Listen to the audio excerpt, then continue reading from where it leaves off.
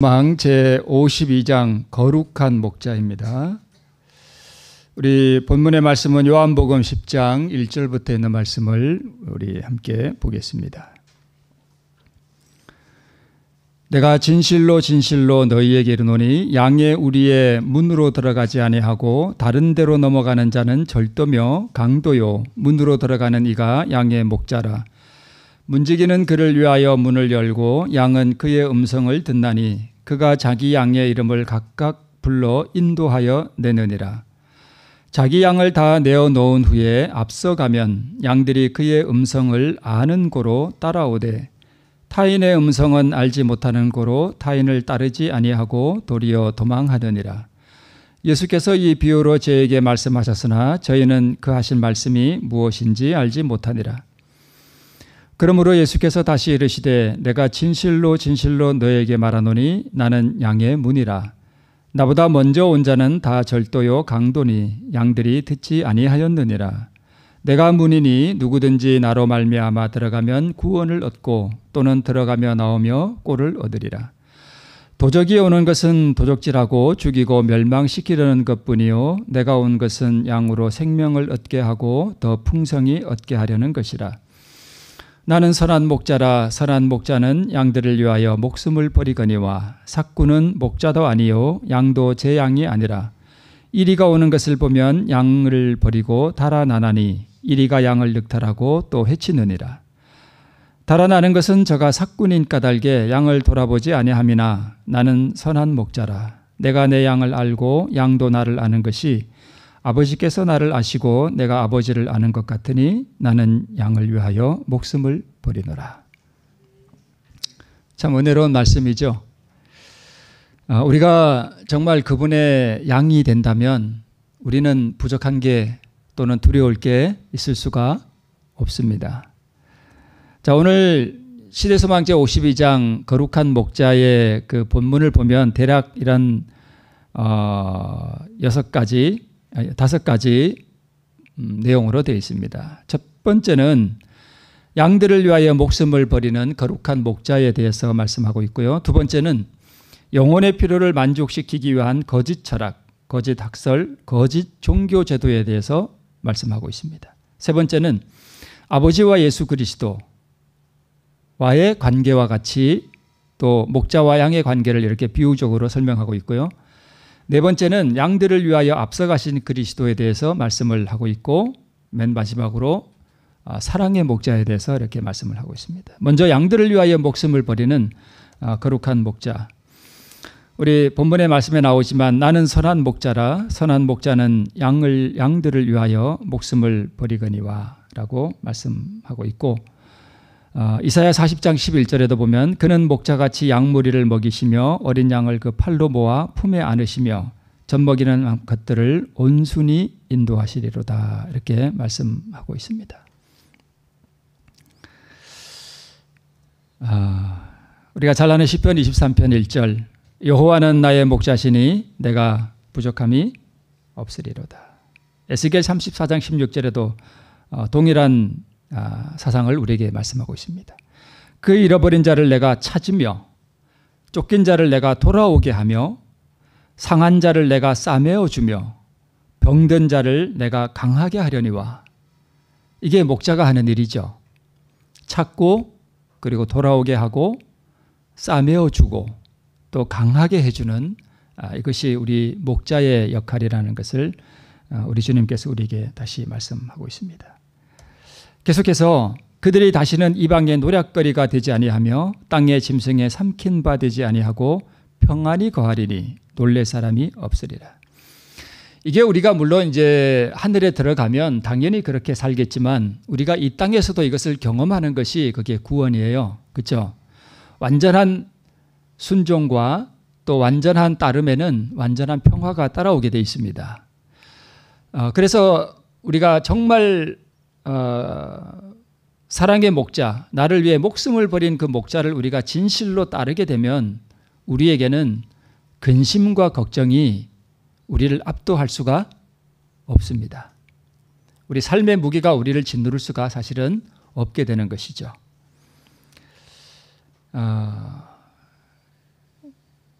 그런 사랑의 목자로 예수님께서 이제 이 땅에 오셨는데 우리 시대소망 52장을 보면 양들의 목자로 자처하는 바리새인들이 양의 우리에서 한 마리를 쫓아내 버렸다 이렇게 기록하고 있습니다. 이 바리새인들이 스스로를 뭐로 자처한다고요? 양들의 목자로 자처한대요.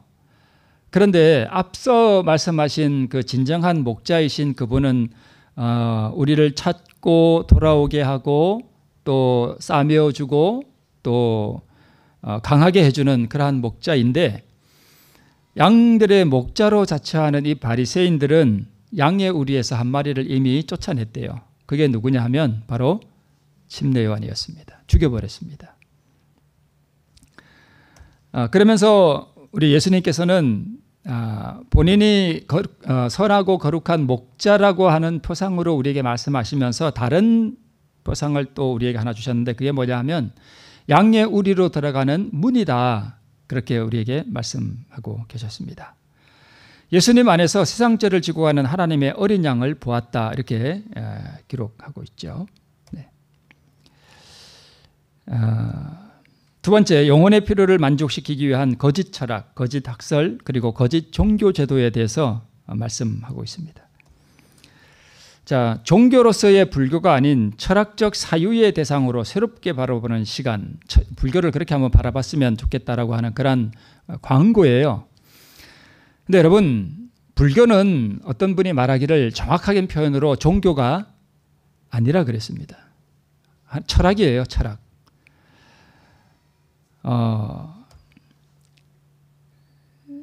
이것은 이제 그 경향신문인데, 여러분 그 우리 잘 아는 성철 스님 있죠. 성철 스님이 열반에 들어가면서 이렇게 돌아가시면서 한 이야기가 이게 빨간 네모판에 여러분 잘 안 보이시죠? 거기 이렇게 기록되어 있습니다. 일생 동안 남녀의 무리들 속에서 하늘을 넘치는 죄열은 수미산을 지나친다. 산채로 무간지옥에 떨어져서 그 한이 만갈래나 되는도다. 둥근 수레바퀴 불금을 내뱉어서 푸른 산에 걸렸다. 이렇게 열반송을 했다고 합니다. 그러니까 자기가 본인이 죽으면서 어디 간다는 거예요. 지옥에 간다 이렇게 말을 했다고 합니다.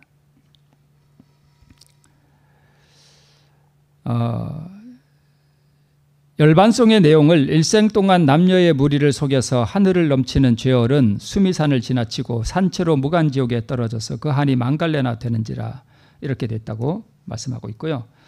이것도 신문에 난 것인데 성결 스님이 이렇게 얘기했답니다. 그 죽을 때 사탄이여 어서 오십시오. 나는 당신을 존경하며 예배합니다. 당신은 본래로 거룩한 부처입니다. 이렇게 발표했다고 합니다. 그러니까 부처 보고 뭐래요? 사탄이라고 이렇게 말을 했다고 합니다. 여기 중간에 보니까 사탄과 부처님 이렇게 돼 있죠. 네. 자, 우리 비근한 종교로 우리 천주교에도 보면은 천주교에는 사람들이 이렇게 적당히 죽으면 어디 간다 그러냐면 연옥에 간다 그래요. 그래서 서기 998년에 클리니 수도원의 오딜로라는 원장이 죄송합니다. 이게 1월 2일이 아니고 11월 2일인데 제가 미처 이렇게 타자를 하나 빼먹었나 봅니다. 11월 2일을 모든 죽은 이를 기억하는 위령의 날로 지내도록 했습니다. 그래서 보통 천주교에는 11월 달이 이게 연옥에 가 있는 죽은 성도들을 위해서 기도하는 그러한 위령의 달이에요. 여러분 이런 거짓 종교, 죽은 다음에도 어떤 구원의 기회가 있다라고 하는 이런 거짓 종교 제도, 이런 것으로 사람들을 멸망으로 끌고 가는, 그래서 이런 것들이 여러분 그 어떻게 보면은 바리새인들과 같이 스스로 양들의 목자라고 자처하지만 그 양들을 천국으로 인도하는 것이 아니라 어디로 인도하는 것인가 하면 지옥으로 인도하는 거예요.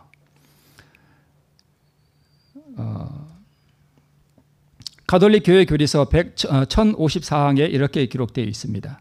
하느님 은총과 사랑 안에서 죽었으나 완전히 정화되지 않은 사람들은 영원한 구원이 보장되기는 하지만 하늘의 기쁨으로 들어가기에 필요한 거룩함을 얻으려면 죽은 다음에 정화를 거쳐야 한다. 이렇게 이게 그들의 교리예요. 그 다음에 연옥 영혼들은 자신이 세상에서 저지른 악한 행동 등에 대해 부끄러움과 뼈아픈 후회를 느끼고 삶을 돌아보게 되지만 자신을 위해 할 수 있는 더 이상 아무것도 없기에 지상 신자들이 단식과 기도, 선행, 무엇보다 미사 성체에서의 성체 성사를 통해 이들에 대한 은총을 청해야 한다, 이렇게 기록하고 있습니다. 이게 다 거짓 종교예요. 그러면 여러분, 우리 교회 안에는 그런 거짓 종교 제도가 없나요? 물론 우리는 진리를 가진 백성들입니다. 그러나 저는 우리 교회를 폄하하거나 어떤 비판하기 위해서가 아니라 우리도 잘못하면 성도들을 잘못 인도할 수 있어요. 그렇죠? 얼마든지 그렇게 할 수 있습니다. 마귀가 우리 안에 들어올 수가 없나요? 우리 종교 제도 안에 얼마든지 들어올 수 있습니다. 이스라엘 백성들의 실수가 뭐였는가 하면 과거의 이스라엘 백성들이 자기들은 율법을 가졌고 제사 제도를 가졌고 복음을 가졌고 그리고 아브라함의 자손이라는 그 자부심 때문에 자기들은 진리 위에 굳게 서 있다고 믿었는데 그들은 진리와는 너무나 동떨어진 삶을 살았습니다.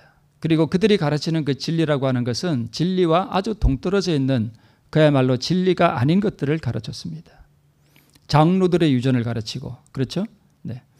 근데 이 사단은 오늘날 우리 교회 안에도 성도들을 지옥으로 끌고 갈 수 있는 그러한 기별들을 얼마든지 넣어줄 수 있다고 하는 사실에 대해서 우리는 분명히 인식을 해야 됩니다. 제가 참 많이 강조하는 게 우리 성도들이 보통 침례 받으면 교회에서 하늘 간다고 이렇게 배워요.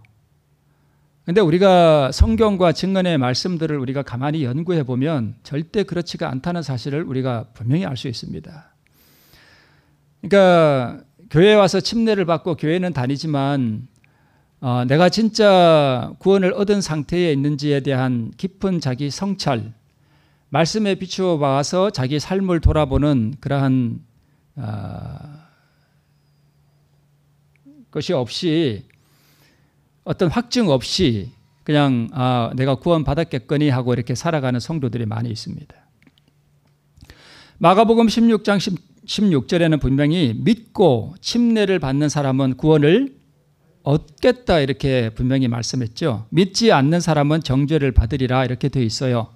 그런데 우리가 좀 착각하는 게 뭐냐 하면 물론 믿고 침례를 받으면 구원을 얻죠. 그것은 분명한 진리이긴 하지만 우리가 믿음이라고 하는 이 믿음을 많이 오해해요. 이거 제가 많이 보여드렸기 때문에 그래도 다시 한번 볼게요. 산채로 장사된 사람들. 거듭남은 우리 시대에 좀처럼 보기 어려운 진귀한 경험이다. 이것이 교회 안에 어려운 일이 그토록 많은 이유이다. 교회 안에 어려운 일이 많나요? 참 많습니다. 그 이유는 우리가 하늘 백성이라고 새천사의 기별을 믿는 백성들이라고 이야기는 하지만 이 교회 안에 거듭남을 경험한 이들이 많다는 얘기예요? 적다는 얘기예요? 아주 적다는 얘기예요. 우리가 이것을 바로 인식하고 우리가 참 이렇게 가슴을 칠 때 거기에 희망이 있는 거예요. 그죠? 그리스도의 이름을 가진 사람들이 성화되지 못하고 거룩하지 못한 사람들이 참으로 많다. 그들은 침례는 받았지만 산채로 장례를 치루었다. 자아가 죽지 않았기 때문에 그들은 그리스도 안에 있는 산 생명으로 일어나지 못하였다. 이런 가운데 있는 사람들이 교회 안에 참 많다는 것이에요. 그래서 교회 안에 어려운 일이 그렇게 많은 것입니다. 우리가 이런 사실들에 대해서 분명히 인식하고 우리 자신의 어떤 영적 형편에 대한 정확한 그 메타인지라 그러죠. 우리 흔히 사회에서 메타인지라고 하는데 그러한 자기 인식을 정확하게 하는 사람들이 참 희망이 있는 사람들이에요. 라오디게아 교회에 보내는 그 기별도 그 본질은 뭐냐 하면 너 자신에 대해서 분명히 알라는 것이에요. 그죠? 그래서 믿음의 정의가 잘못되어 있습니다. 지적 동의를 믿음으로 오해해요. 우리 재림교회 성경 주석에도 보면 이렇게 되어 있습니다. 예수는 그들이 자신을 믿어야 한다고 선언하였다. 그렇죠? 그러나 유대인들은 그를 믿을 수 있도록 표적을 보여달라고 요구하였다. 다시 한번 그들은 구원이 단순히 지적인 동의에 기초한 것이 아니라 믿음을 통하여 한 인격과 연합하는 데 있다는 중요한 사실을 깨닫지 못했다. 이렇게 되어 있습니다. 그러니까 그 당시 유대인들은 구원이 단순히 지적인 동의만 하면 구원을 얻는 것으로 그렇게 생각했는데 또 역사가 반복되고 있어요. 오늘날 우리도 안식일 진리라든가 성수 진리라든가 이런 것들에 대해서 지적으로 동의하고 그것을 확신하면 그것이 마치 구원인 것처럼 그렇게 되는데, 사실 믿음이라고 하는 것은 내 인격이 그리스도라고 하는 그 고귀하고 거룩한 그 인격과 뭐 하는 거라고요? 연합하는 데 있다는 거예요. 그게 믿음이라는 거예요. 그렇죠? 근데 그것은 없이 어떤 지적인 동의의 수준에서 머물면 그것이 우리의 구원을 보장하지 못한다는 거예요. 그런데 우리가 진짜 참 이런 얘기는 해서 안 되지만, 며칠 전에 저기 손님이 두 분 왔다 가셨어요. 제가 전에 있던 교회에 제가 이제 성경 공부를 한 1년 넘게 가르치고 제가 침례를 드린 분이, 이렇게 베푼 그런 분인데, 이분이 이제 제가 심호하던 교회에 나오기 전에 다른 데를 이렇게 다니셨는데, 어느 날 자기가 침례를 받으라 그러더래요. 그래서 나는 지금 침례 받을 수 없다. 근데 다른 분은 그냥 뭐 오자마자 침례를 받았나 봐요. 그래서 그분하고 침례 받은 분이 이제 같이 차를 타고 가는데, 그 침례를 받은 분이 그러더래요. 자기가 지금 뭘 했는지 모르겠대요. 자기가 한 게 뭔지는 모르겠대요. 그런 얘기를 했다 그러면서 이제 며칠 전에 와서 그분이 쭉 그런 얘기를 하셔요. 참 슬픈 일이죠. 슬픈 일이에요. 그렇게 하고 우리가 침례를 받았다, 그리고 우리가 구원을 얻는다라고 하면 그런 거짓 종교예요. 우리는 냉철하게 우리 자신을 살펴봐야 됩니다. 그죠? 또 이렇게 돼 있습니다. 믿음. 왜냐하면 행함과 동떨어진 참된 믿음은 존재하지 않기 때문에 소위 믿음, 지적인 동의, 교리적 확신은 선한 행함 없이도 존재할 수 있다. 그 얘기죠. 교리적으로 내가 다 확신해요. 다 확신해. 우리 안식일 교회, 우리 재림교회 진리를, 교리를 다 확신해. 지적으로 다 동의해. 그것은 뭐 없이도 가능하다고요? 선한 행함 없이도 얼마든지 가능해요. 그러나 그것은 살아있는 믿음은 아니에요. 우리가 그것을 분명히 알고 내 인격과 그리스도의 인격이, 나는 부서지고 내 부서진 인격이 참으로 거룩한 사랑의 우리 주님의 인격과 연합하는, 하나 되는 그 경험이 우리에게 있어야 한다는 거예요. 그게 진짜 믿음이라는 것입니다. 중요한 진리를 소유했다고 지적 동의의 수준에서만 주장하고 영혼에 스며들도록 허용하지 않는 것은 영적 교만과 신앙적인 완고함에 이르게 한다. 그 조직의 구조가 강하고 진리의 보석들로 부여한 하나님의 교회까지도, 재림교회죠, 그죠? 교회까지도 쉽게 교리적인 고집불통이 되어버리고 비도덕적으로 자기 진리에 부를 자랑할 수가 있다. 가장 희망이 없고 고침을 받을 수 없는 죄는 생각의 교만, 곧 자부심이다. 이 자부심의 죄 가운데서 멸망해간 백성들이 바로 옛날 이스라엘 백성들이에요. 우리는 복음을 가졌고 우리는 다 가졌다, 진리를 가졌다, 그거죠. 그러나 그들은 너무 교만했습니다. 그죠? 아주 신앙적인 완고함 가운데서 멸망해간 참 불쌍한 백성들이 옛날 이스라엘 백성들이었습니다. 역사는 뭐 된다고요? 반복됩니다. 가룟법은 기별 3권 191쪽에 믿음의 속성을 명백하게 이해하는 것이 중요하다. 그리스도께서 세상의 구주이신 것과 복음은 참되며 구원의 계획을 드러낸다고 믿는 자가 많으나 그들은 구원하는 믿음을 소유하지 못한다. 그들은 지적으로 진리를 확신하나 이것은 충분하지 못하다. 의롭게 되기 위하여 죄인은 그리스도의 공로를 그 자신의 영혼의 것으로 하는 믿음을 가져야 한다. 이게 무슨 얘기냐 하면, 그리스도의 공로를 그 자신의 영혼의 것으로 하는 그 믿음을 가지려면 그리스도의 그 공로가 어디서 이루어진 거죠? 십자가에서 이루어진 거죠. 그러면 내가 십자가를 바라보고 그 십자가 앞에서 내가 부서지는 경험을 해야 돼요. 그게 십자가의 의미예요. 거기서 내가 부서질 때야 그 십자가의 공로가 내 것이 되는 거예요. 그렇죠? 그럴 때에 내 부서진 가슴과 내 부서진 인격 속에서, 깨뜨려진 내 자아 속에서 하나님의 거룩한 그 의가 역사할 수 있다는 것입니다. 마귀들도 믿고 떤다는 기록을 볼 수 있으나 그들의 믿음이 그들에게 의를 가져다 주지는 못한다. 그렇죠? 성경의 진리에 단지 지적으로 동의하는 자들의 믿음 역시 그들에게 구원의 유익을 가져다 주지 못할 것이다. 이 믿음은 생명을 얻는 지점에 도달하지 못하는데 이는 진리가 마음을 사로잡지 못하며 품성을 변화시키지도 못하기 때문이다. 그렇게 기록하고 있습니다. 여러분, 마음의 변화 없이 얼마든지 우리가 교회에 와서 봉사활동 할 수 있나요? 네, 할 수 있어요. 얼마든지 할 수 있습니다. 열심히 봉사할 수 있습니다. 물론 봉사가 아름답기는 하지만 내가 마음의 변화 없이도 얼마든지 그런 거 할 수 있습니다. 겉으로 그죠?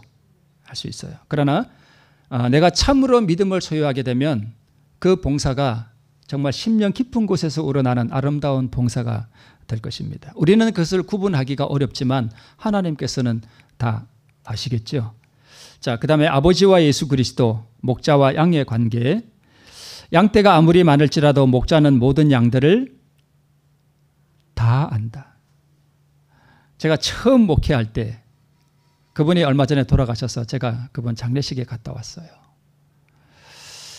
제가 처음 목회할 때 한 그 여집사님, 지금도 그 집사님 생각하면 가슴이 좀 아련해요. 한 번 이런 얘기를 해요.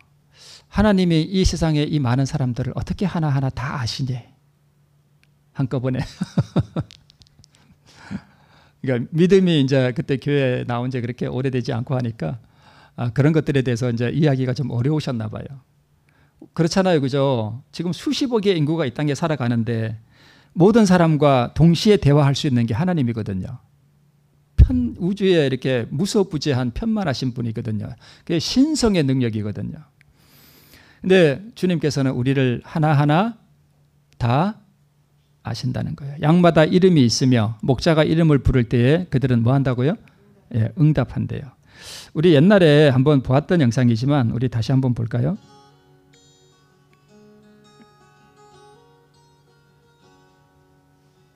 봤던 거죠? 기억나시죠? 이 사람은 진짜 목자가 아니에요. 양들을 부르는 거잖아요. 양들이 들은 척도 안 하죠? 네. 두 번째, 다른 사람이 와서 불러봅니다.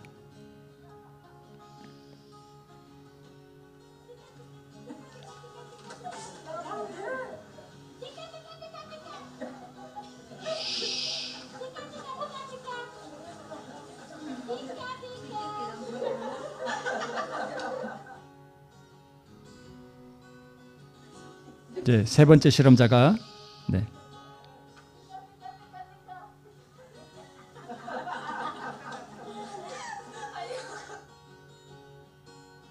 네, 이제 목자가 왔습니다.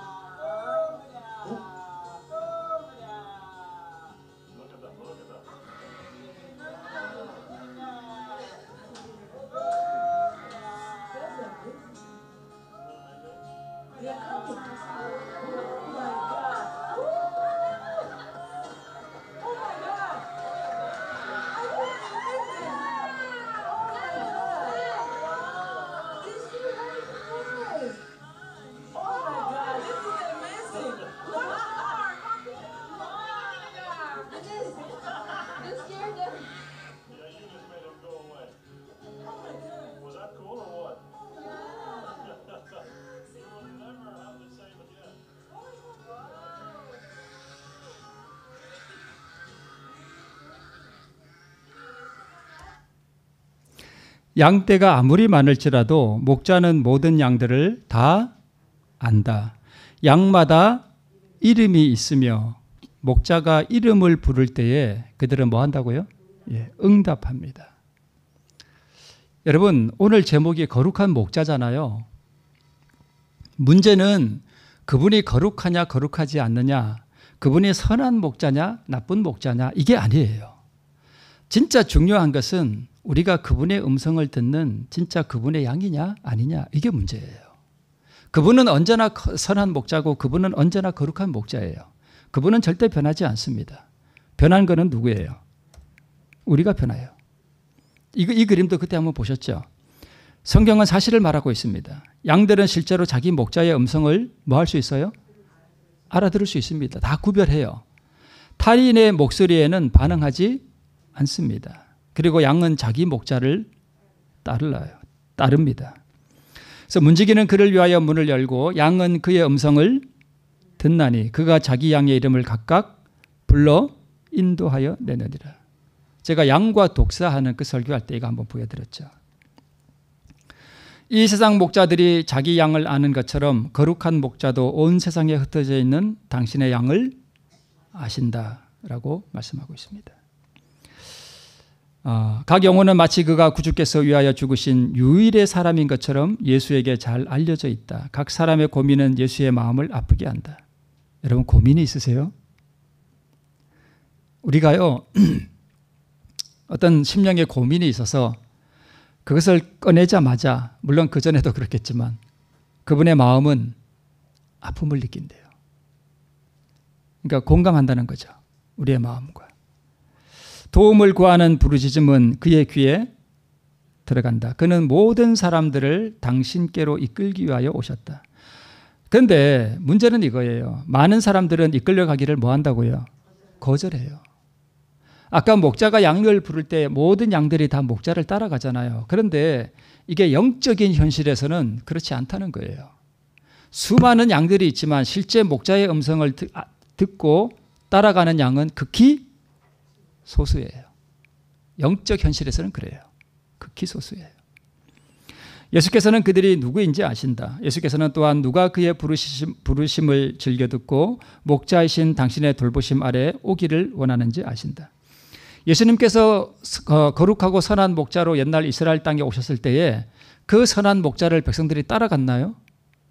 아니요. 안 따라갔습니다. 다 그 선한 목자를 배척했습니다. 십자가에 그분이 달리실 때에 그분과 함께한 양들은 없었습니다. 그분은 홀로 포도즙들을 밟으셨습니다.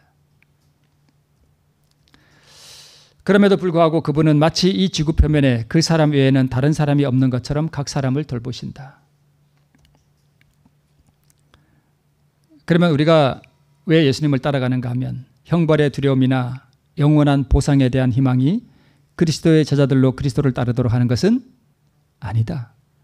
제자들은 베들레헴의 말구유로부터 갈바리의 십자가에 이르기까지 세상에서의 그의 순례 생활을 통하여 나타난 구주의 비할 데 없는 사랑을 보았다.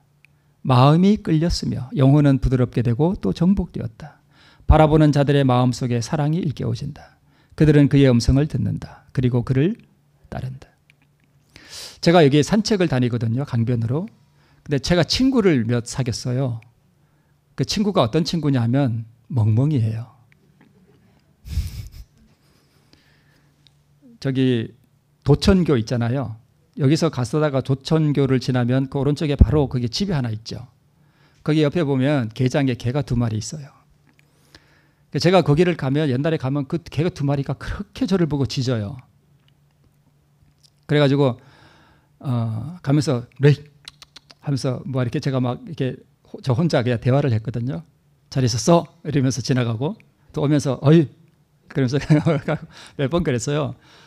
자꾸 그러면 그럴수록 이게 짖는 게 점점 줄어들어요. 나중에는 안 짖어요. 지금은 어떤지 아세요? 제가 가면은요 좋아가지고 껑충껑충 뛰어요. 자꾸 만나고 자꾸 대화하고 그러면 가까워져요. 그 개가 2마리가 있는데 하나는 약간 털이 길고 하나는 좀 털이 짧아요. 특히 그 털이 짧은 녀석이 제 마음 아주 공중 뛰어요. 반갑다고. 우리가 예수님을 자꾸 만나고 그분이 얼마나 거룩한 목자이며 그분이 나를 위하여 자기 생명을 신성의 그 생명을 버리신 분이라고 하는 그것을 자꾸 묵상하고 주님과 자꾸 교제하다 보면 그분과 가까워지고 그분을 만나면 우리도 좋아서 껑충껑충 뛰게 돼 있어요. 그죠? 그렇게 해서 우리 주님을 따르는 게 그게 진짜 양이라는 거죠. 그죠? 네. 사랑으로 우리를 정복하는 거죠. 그리스도에게 자신을 바친 영혼은 그분이 보시기에 온 세계보다도 더 귀중하다. 한 사람을 구원하여 당신의 왕국으로 인도하기 위해서라도 구주께서는 갈바리의 고통을 당하셨을 것이다. 네. 나는 그대의 슬픔을 견디었으며 그대의 투정을 경험하였으며 그대와 같은 유혹을 당하였다. 나는 그대의 눈물을 안다. 나도 역시 울었다. 인간의 귀로 참아들을 수 없는 극한 슬픔을 나는 안다. 그대는 고독하고 버림을 받았다고 생각하지 말라. 그대의 고통이 세상에 있는 어떤 사람의 심금도 울리지 못할지라도 나를 바라보고 살아라. 여러분 혹시 고독하고 외로우시나요? 우리 그런 경험을 할 수 있어요. 남편과 같이 살고 아이들도 있지만 어느 날 참 내가 문득 외롭고 나 홀로라는 그런 느낌을 받을 때가 있습니다. 어떤 사람도 나의 고통과 나의 형편을 몰라 볼지라도 누구를 바라보고 살아라? 우리 주님께서 우리에게 말씀하시기를 그럴지라도 나를 바라보고 살아라. 내가 그런 너 경험하는 거 나도 똑같이 경험했어. 그런 얘기잖아요. 그죠? 네. 양들을 위하여 앞서가신 그리스도. 우리가 가는 길이 참 어려워 보이지만 우리가 가는 길은 이미 누가 다 앞서가신 길이냐 하면 거룩한 목자께서 이미 앞서 가셨는데 그분이 가시면서 맨발로 우리가 걸어가야 할 길에 있는 가시들을 다 뭐 하셨대요? 다 그걸 밟아가지고 아주 가시가 없게 만드셨대요. 그럼에도 불구하고 우리는 그 길을 가면서 뭐하다고 불평해요? 가시가 많다고 불평합니다. 사랑의 목자. 아버지께서 나를 사랑하시는 것은 내가 다시 목숨을 얻기 위하여 목숨을 버립니다.